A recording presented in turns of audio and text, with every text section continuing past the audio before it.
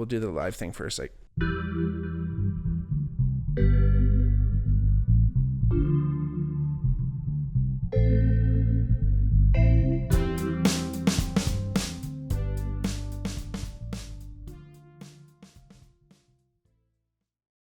hey everybody, welcome back to the Bigmark podcast. It's me, your host, Bigmark.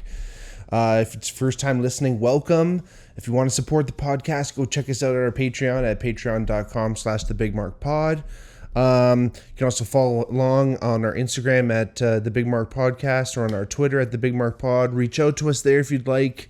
Let us know if you want to see certain topics done.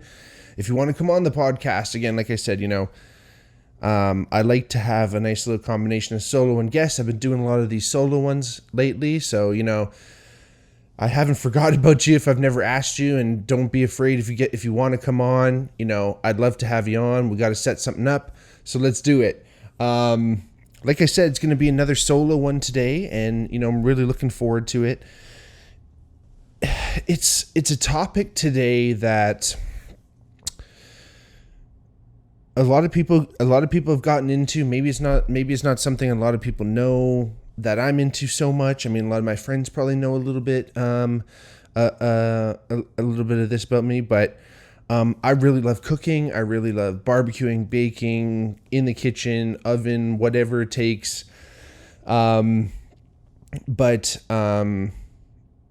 today I wanted to kind of focus a little bit more on baking, and it's something that's like kind of near and dear to my heart. And over quarantine and kind of into the new year, baking's kind of become people's hobbies and things like that, which is super cool. So I like to kind of kickstart some ideas, kickstart the conversation as you will. So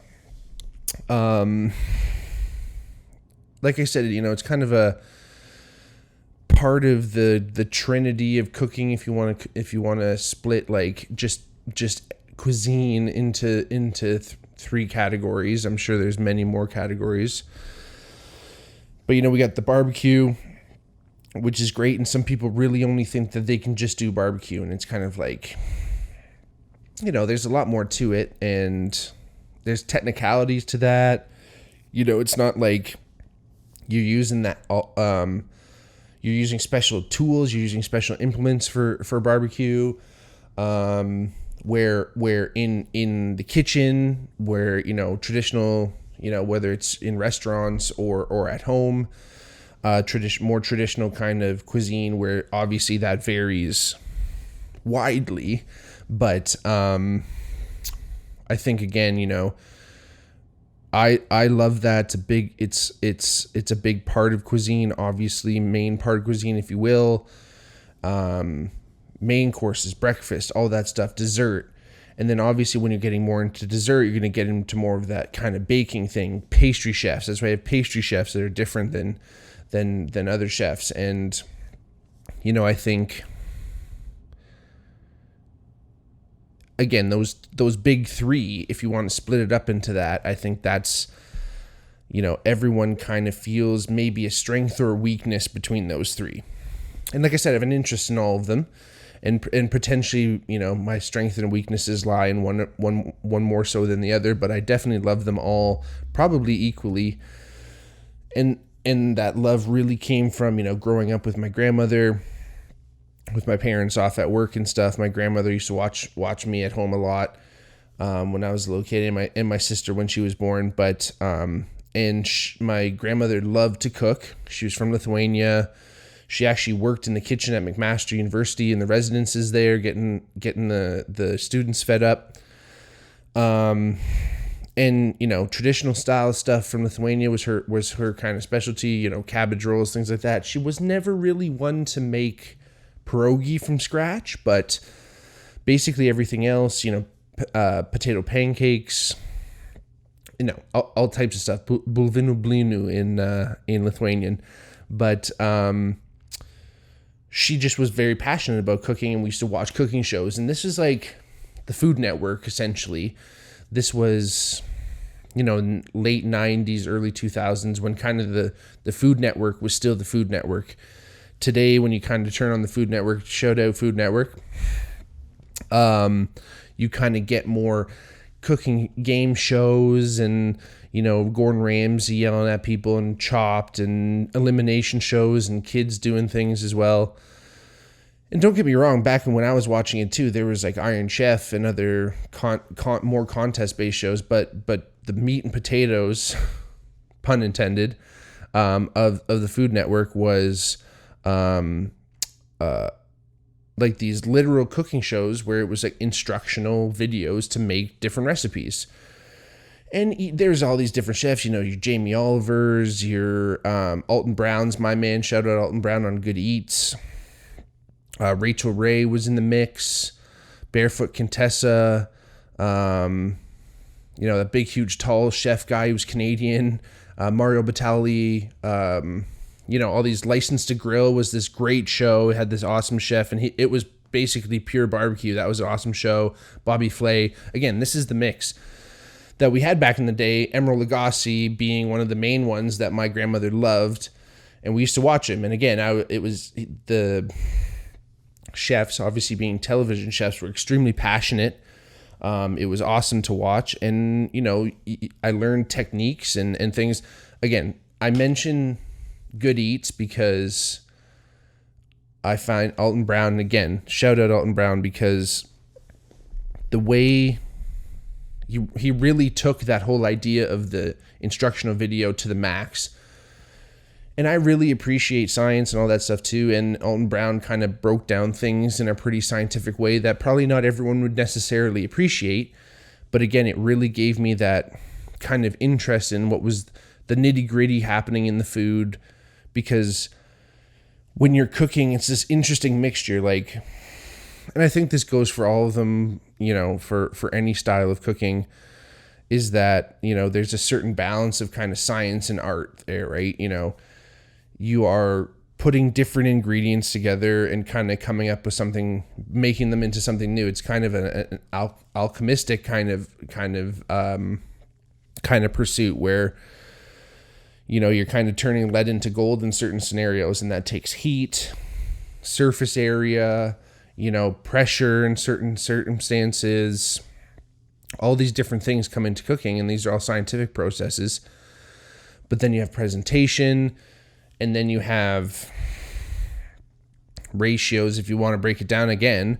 But there's different ways chefs can alter their recipes that are obviously going to have different outcomes. You can have two chefs cooking the exact same dish with the exact same ingredients, and probably each dish is going to taste a little bit different just because the chef has done it a little bit different. Their pinch of salt might be a little bit different than the other person's, such as. And when you talk about that balance of science and art, I find with whether it's barbecue or anything in the kitchen kind of thing, regular kind of recipes that aren't quote unquote baking, you get a little bit more of that art versus the science. Yeah, again, you're adding heat and you're cooking and blending certain things. But, let's just say, for instance, you're making like hamburgers or something. You get the ground beef, and you can kind of just put that right on the grill if you want to make it into patties and go to town.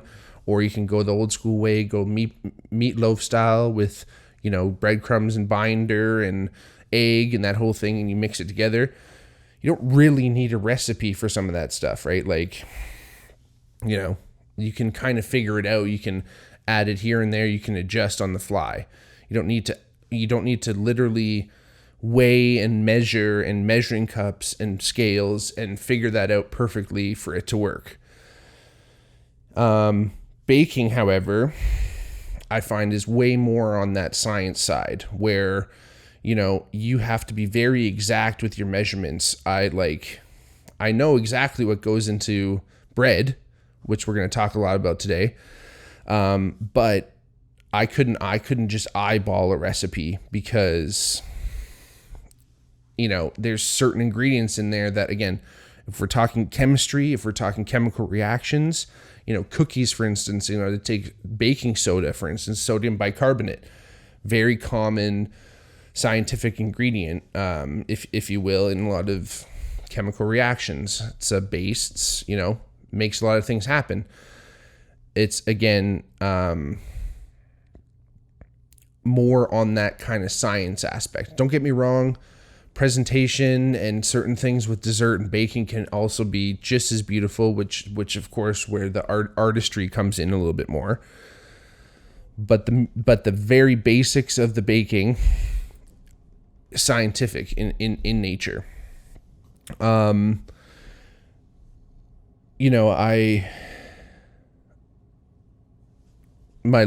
love for baking, kind of like I mentioned with bread, it spreads across. Of course, I kind of like desserts too, so that really brought me to baking a little bit more.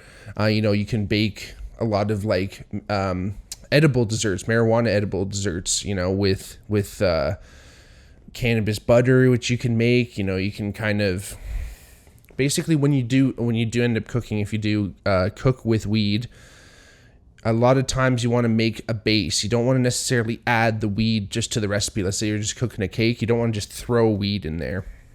Unfortunately, basically the raw flour, just regular weed on its own, isn't psychoactive. Like, you couldn't just eat weed and you get high.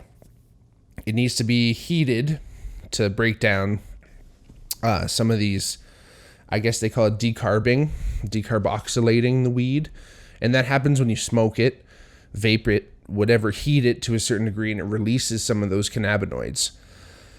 When you end up cooking with it, the heat will release those cannabinoids, but if there's nothing for those cannabinoids to bind to, they kind of just evaporate away and you just waste your weed.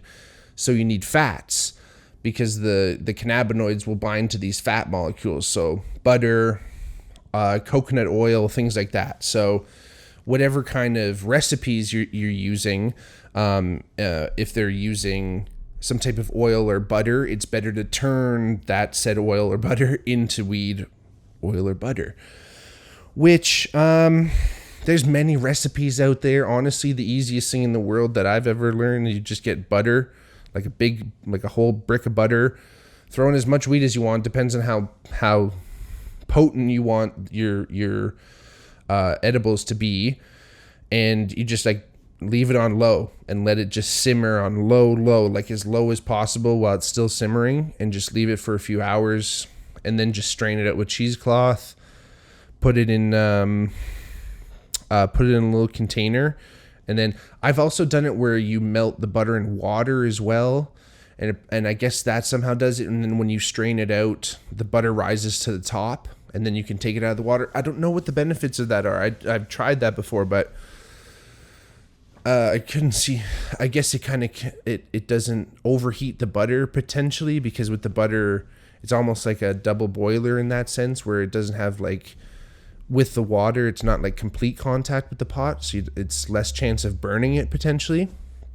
Anyway, so like when I was away at school, trying new recipes and, wanting to make brownies and things like that, and not just the ones like kind of out of the package.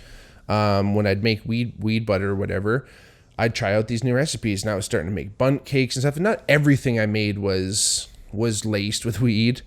However,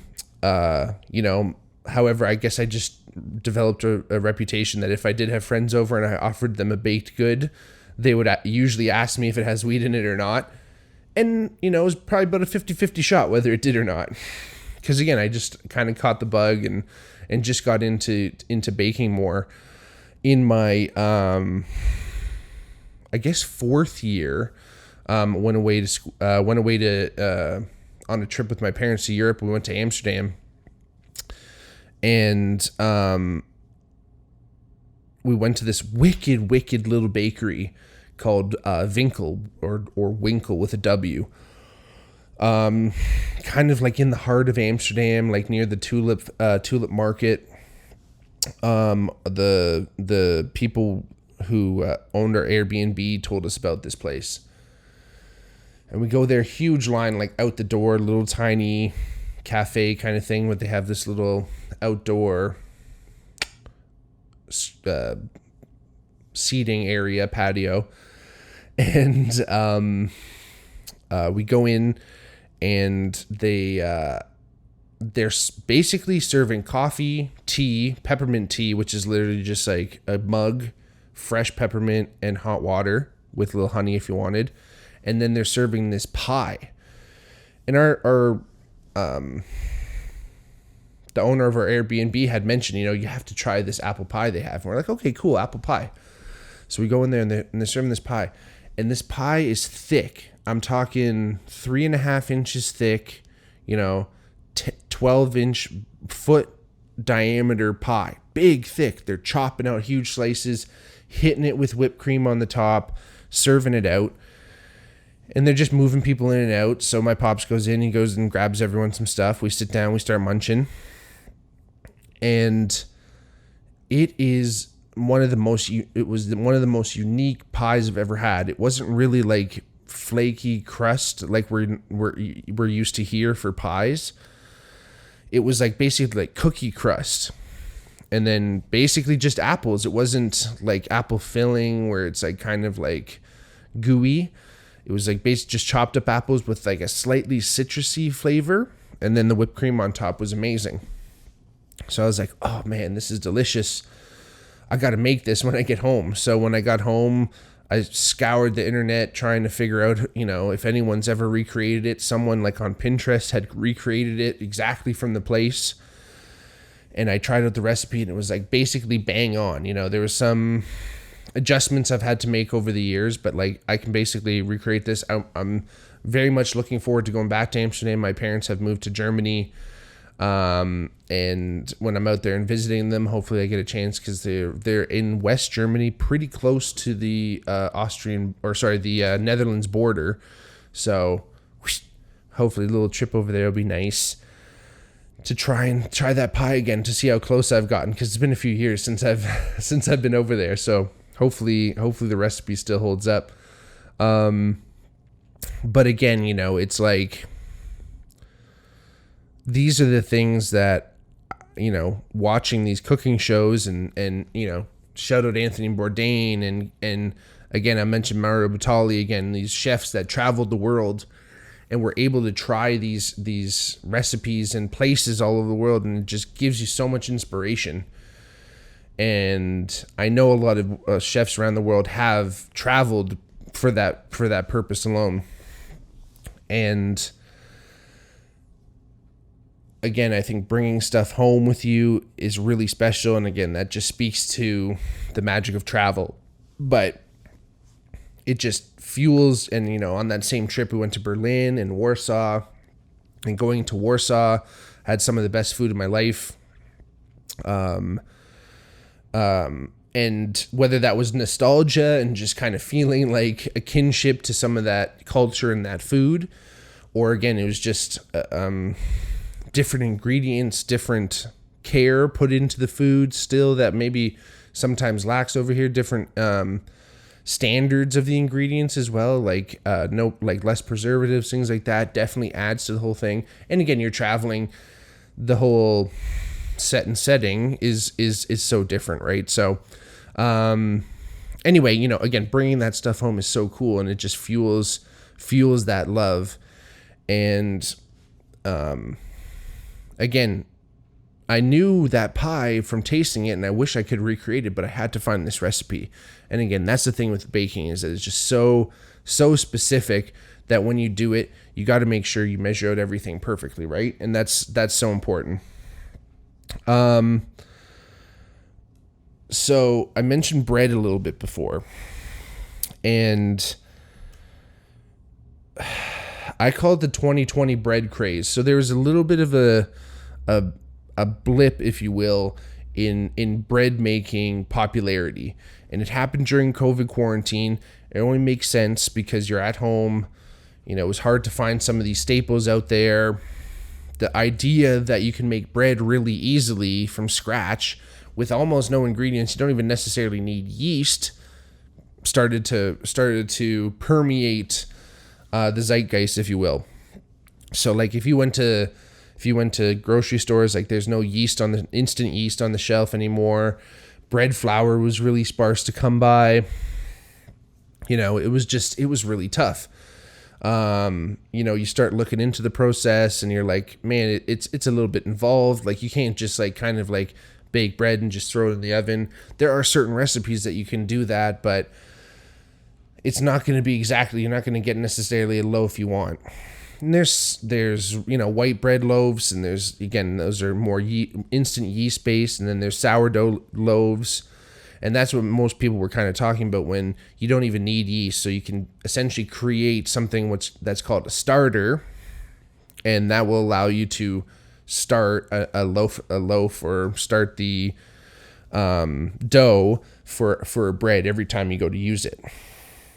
So basic bread making, it really is only it's only bread. That's it. It's only bread.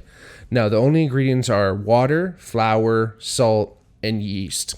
Whether that yeast is from starter or whether that yeast is instant, there's only 4 ingredients. It's very similar to beer, actually. Interesting how kind of the processes mesh. And when I was kind of honing my craft a little bit, I went to our chef at Sean and Ed's, the brewery I work at. Shout out Sean and Ed's. We have a great pizza kitchen there, and I asked our chef at the time to if she could order some bread flour for us from our distributor. And me and one of the other guys at the brewery got a wicked deal on it. And bread flour is important. Like, you can use all-purpose flour if you're going to bake, but bread flour is really good to use, I find, and especially if it's fresh. I found that it really helps make a better loaf. Bread flour has a little bit more protein in it, and that helps create essentially gluten. So sorry to all of our gluten intolerant friends out there. You got to create gluten when you're making bread, because what that does is it allows the bread to have structure. Not a lot of gluten, you start getting a little bit flatter bread. Unleavened bread or no yeast, it's flat. Now, like I said, you do need a little bit of equipment when you're starting. You do need a Dutch oven. So honestly, I know Amazon's not the best thing to support, but Amazon has their own kitchen line. And they actually made a really, really good Dutch oven for like $60. Some of them are like Le Creusettes that you can get are amazing, but they're like $300 for like kind of a smaller one. So I don't know. It's up to you guys. If you guys have one, ask your parents. If you can borrow one, ask a neighbor. But very crucial, especially to the recipe that I use. I know that there's other ways around it, with water baths and all kinds of stuff, but it's important because you got to like trap steam, and the Dutch oven helps. Has a really heavy lid. The pot itself can get very hot because you kind of have to do this at really high heat. So again, you got to get that equipment ready. You got to get your good flour. Water, it could be filtered, could be tapped, doesn't really matter. Salt helps with kosher salt or kind of sea salt for sure. Table salt, no bueno, because table salt has iodine in it and it's going to kill your yeast. So make sure it's kosher, or at least non-iodized salt if you can find that. But sea salt works as well. Your yeast. So again, you can use instant yeast or starter. So you can use that bread flour and create your own starter by basically getting a small container with a little lid on it if you want or not. Mixing basically equal parts water and flour. You only really need to start with a quarter of a cup altogether. So like an eighth of a cup of flour, eighth a cup of water. I do like to work in grams, when we start getting into this, or ounces when we start getting into my recipe a little bit more. And if you're watching on YouTube, I'll post the recipe in the description below. But you will need a kitchen scale as well as when I'm talking about equipment. But really, apart from an oven and the Dutch oven, a sharp blade, whether it's a razor or a knife, that's really all you need. You don't need really much more equipment than that kitchen scale as well. And So when you get your starter together, like I said, equal parts water, equal parts flour, you mix that together and you just leave it out at room temperature. And after a couple days, it'll kind of bubble up a little bit. And then what you're going to do, you're going to take out about half as much volume in there and just throw that in the garbage. I know it's a little bit wasteful, but it's only about 1/8 of a cup at this point. And then add another equal parts water, equal parts flour. Feed that for about a week. Do that every day. The feeding is the taking a little bit out and adding equal parts again. The reason you take it a little bit out is that you'll notice the starter starts to expand. Basically what that is that's yeast, which is naturally in the air, is getting captured and attracted to the water and the flour because it wants to eat it. And yeast when it eats sugar, or in this case like the flour, when it eats that, it burps carbon dioxide and farts alcohol. So in the beer industry, we take advantage of the alcohol. In baking, we take a little bit more advantage of the CO2. CO2 creates the bubbles, all that airiness in the bread. This is what we want. So as you'll notice, your starter will expand after a few days. About 7 days of feeding it every day, you should have an active starter. Once you have that starter there, you can put it in your fridge, and from my experience, just leave it there. Really, like, feed it up till it's about like a cup. It's at least about a cup's worth. So make sure that there's a good amount. But even though sometimes it'll separate and get this weird liquid on top, just mix it back in. Feed it again if you want right before baking, which usually helps cut down some of the fermentation time, or the proofing time, depending on what word you want to use. And then it's ready to bake like whenever. It's like, if you've ever watched Brooklyn Nine-Nine, it's literally can be an heirloom. You can pass it down to your family. In fact, you can also do this to save yourself some time if you really don't want to put it out and wait 7 days. Go to a local bakery. Ask them for some of their starter. They should give you some. It means nothing to them to give you some. If they give you a hard time, that sucks. But there's a great bar here, or a great place here in Hamilton called Bread Bar. Shout out Bread Bar. Earth to table. Delicious food. When I was still delivering beer for the company, I brought some beer down and just asked. I had to go through their kitchen where they were doing all their baking for the restaurant to deliver the kegs, and I got to know the pastry chefs there. And I said, hey, is it okay if I get some of that starter? In fact, I was like reading Anthony Bourdain's book at the time, and he was talking about starters crazy, and it's this beast, and you got to feed the bitch, and you got to do all this crazy shit, and that it's this monster that, if treated right, will give you delicious bread. It wasn't as scary at Bread Bar, that's for sure, but they gave me some willingly, which is awesome. Thank you, girls. And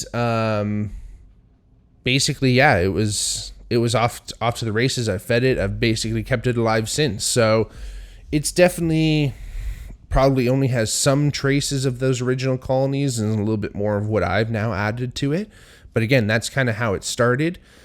And it definitely has some of that essence in it. And that's the thing, again, with the art and the craftsmanship, if you will, of cooking and baking, for instance, for that matter. The yeast and bacteria colonies that are around you and that are in your house, they're going to go into that starter and they're going to affect the bread taste. And it's going to be just a little bit different depending on who makes it, which is super cool. And, it's special and it's unique to whoever tries and puts the time in and puts the effort in. Because I'll say I baked a lot of crappy bread, a lot of Frisbees, a lot of really dense little knobs and little biscotti kind of stuff. And like I said, it takes some time, but it's, as long as you're precise with your measurements, it's not really that hard. When I first started getting into bread making, there's thousands of recipes, right? Because it was, during the bread craze. And, people are talking about sourdough. It's so hard, and you got to put time in, you got to put effort. And I found this recipe. I don't even know how I freaking found this recipe. There was one I was using Bread Bar's actual recipe. I don't even know if that was the one, but there was one, it was like so labor intensive. And it was like for 3 hours, every 20 minutes, I would fold this dough and knead it. And it was just like a 3-day process at the end of the day, waiting overnight, folding it and kneading it again, and then letting it sit overnight again. It was just like, turned out to be like really delicious bread, but the structure and crumb, the main part, like the kind of cakey middle part, just wasn't great. And it was kind of big and airy. And yeah, some chefs kind of desire that big airiness. And again, that speaks to kind of the CO2 production and the gluten, the amount of gluten that's in the bread. But that's the thing, is that, yeah, it might taste good a little bit, but you can't put butter on that. You can't really make a sandwich with it. So I was kind of, doing this, and I'm like, man, this kind of sucks. It's kind of this hard process. I'm like, I don't know if I want to keep doing this. So all of a sudden, I'm watching YouTube videos, and I come across this one recipe called sourdough for lazy people. And I was like, okay, this sounds about right. So I watched this vid, and this guy's super cool. He's talking about how, again, if you think about it, bread has been made since we basically started using agriculture, and we started growing the wheat to mill into flour. We basically started making bread instantly. And it's not that hard. My buddy May, shout out Alex May, makes bread all the time. Super easy. Him and I talked about it. It's no big deal. It's quick. It's something that everyone should know, in fact, because it's that easy. Again, helps to have this Dutch oven, but there's many ways to cook it. So again, really easy. So don't be intimidated if you are thinking about making bread. It's not as hard as it may seem. Just get that kitchen scale, get that fresh flour, yeast or starter, however you get it, a little bit of salt, and we put it together. Like I said, I'm going to put the actual recipe down in the description. I don't want to make this whole thing just the recipe, because it's kind of hard just talking to you, especially if you're just listening to this. But I'll just kind of go really quickly through it. The exact measurements will be in the description. But some important things: sourdough starter is like probably one of the stickiest substances known to man, probably next to melted marshmallows for Rice Krispie Squares. It's very sticky, so it's a little bit difficult to work with. So when you're measuring out your ingredients, I get my large mixing bowl, and I like to measure the sourdough starter first, and then add the water, and then mix that together and kind of make like a slurry kind of thing. That mixes a lot better with the flour and the salt when you add that in. And again, this recipe is super easy. You add your 4. I get a little bit confusing here because I like to use grams for the salt and then ounces for everything else. So it's 21 grams of salt. It'll say in the description 4 ounces of starter, 12 ounces of water, and 1 pound and 4 ounces of flour. You basically mix that all together. You don't really need to knead it, actually get in there and put the elbow grease into it too much, but when you're mixing it, you kind of have to push it together a little bit. So when you make your little dough, form your dough ball, scrape down the sides a little bit, and then cover it with cellophane or shrink or plastic wrap, whatever you want to use. It takes about 8 to 12, sometimes even 24 hours for the first proof, as they call it, or fermentation for that matter. The yeast inside there is going to kind of be eating up the flour and the sugars that are in the flour, and it's going to be creating all this CO2, and it's going to expand and rise.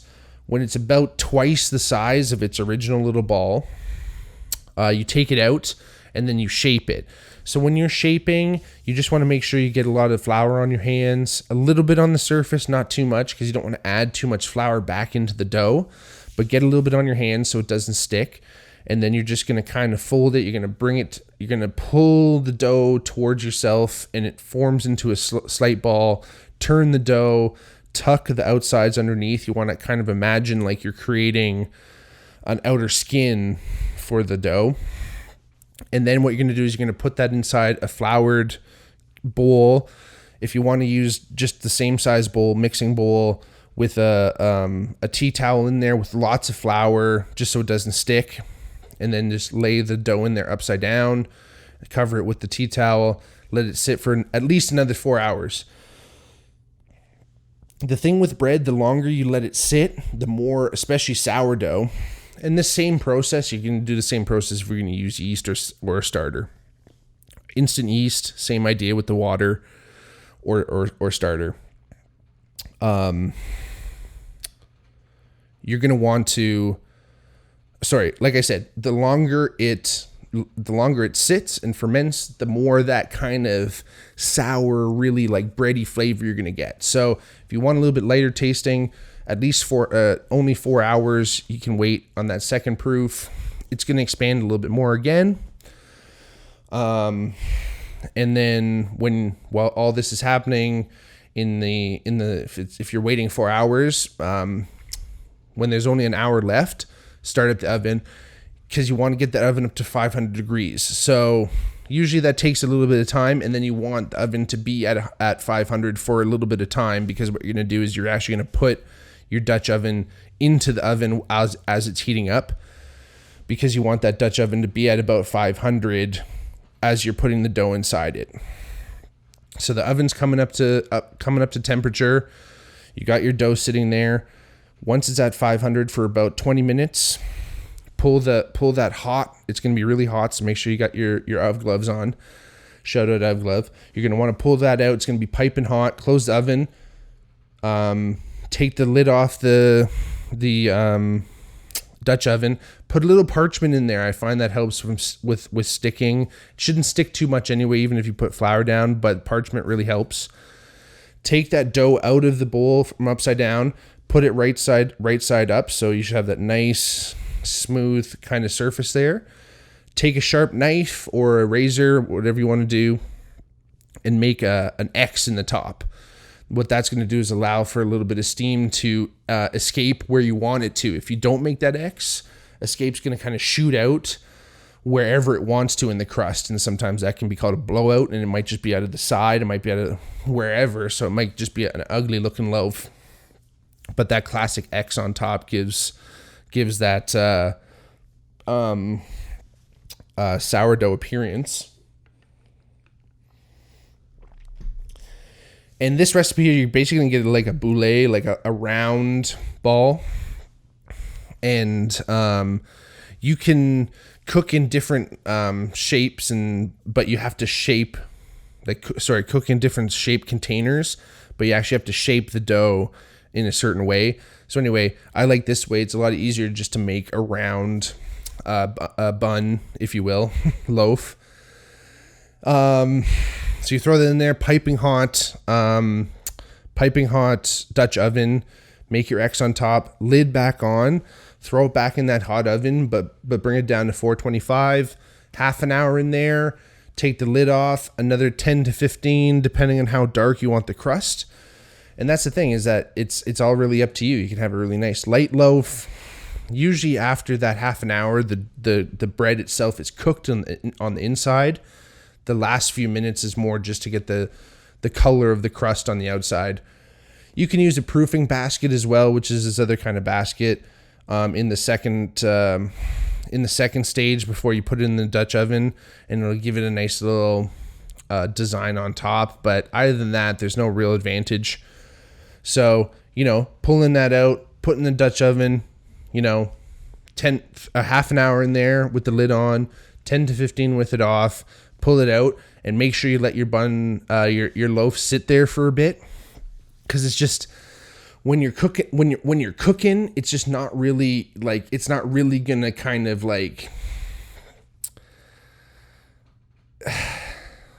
Let's just put it this way. Patience is a virtue. You always want to be patient with stuff. It's just like pulling a steak. You got to let it rest a little bit. So don't cut into that bun right away, even though you really, really want to.